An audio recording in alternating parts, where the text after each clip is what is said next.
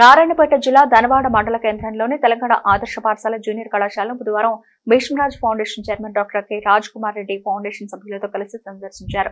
విద్యాలయంలో నెలకొన్న సమస్యలను విద్యాలయ ప్రిన్సిపల్ ఉమాయి అష్టరాజ్ కుమార్ రెడ్డి దృష్టికి తీసుకురాగా సమస్యలను దశల వారీగా పరిష్కరించేందుకు కృషి చేస్తానని రాజ్ కుమార్ రెడ్డి హామీ ఇచ్చారు. అంతకుముందు ప్రిన్సిపల్ అధ్యాపకులు రాజ్ కుమార్ రెడ్డిని సాల్వాతో సత్కరించి జ్ఞాపకను బహూకరించారు.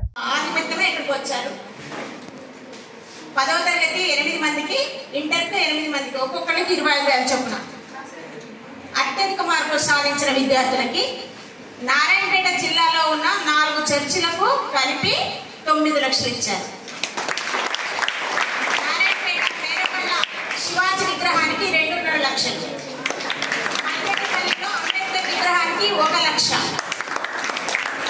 సజ్జనాపూర్ ఆంజనేయ స్వామి దేవాలయానికి నిర్మాణానికి కూడా సార్ 1 లక్ష రూపాయలు ఇచ్చారు.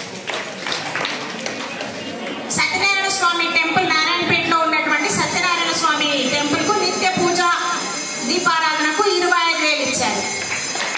లోకాయపల్లి లక్ష్మమ్మ అంటే చాలా ప్రముఖం నారాయణపేటలో, అక్కడ 4 లక్షల రూపాయలు ఇచ్చారు సార్. జర్నలిస్టుల యూనియన్కి దాదాపుగా 55,000 ఇచ్చారు. నారాయణపేట ప్రెస్ క్లబ్కి 60,000 రూపాయలు. ఇంకా చాలా ఉన్నాయి, నేను అవన్నీ చెప్పట్లేదు, తప్పకుండా చెప్దాం మనము. అంటే ఇవన్నీ ఏమన్నట్లు, ఒక వ్యక్తి తాను ఎదుగుతూ తాను పుట్టినటువంటి ప్రాంతానికి కూడా సేవ చేయాలనే దృక్పథం ఉండాలి. మీరు ఎవరైనా అట్లా సార్లాగా ఉదాహరణ తీసుకుంటారా? ఒకసారి చేతులు ఎత్తండి. ఎవరైనా సరే, ఇంత లేకపోయినా కొంత ఉండాలి మనకు కదా, ఎందుకంటే మన ప్రాంతం సరే చాలా విశేషం వస్తుంది. అధినేత డాక్టర్ రాజ్ కుమార్ రెడ్డి గారు కొన్ని మాటలు.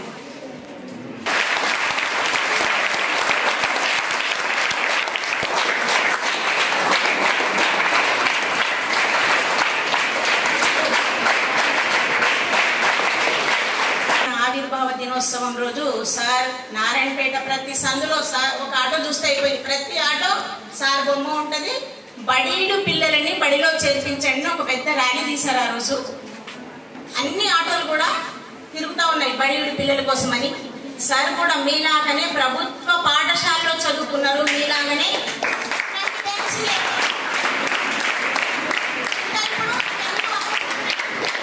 లైట్లు ఇవన్నీ ఉన్నాయి. అప్పుడు ఇవన్నీ ఏమి లేవు, చదువుకోవడానికి కూడా కష్టంగా ఉండేదట.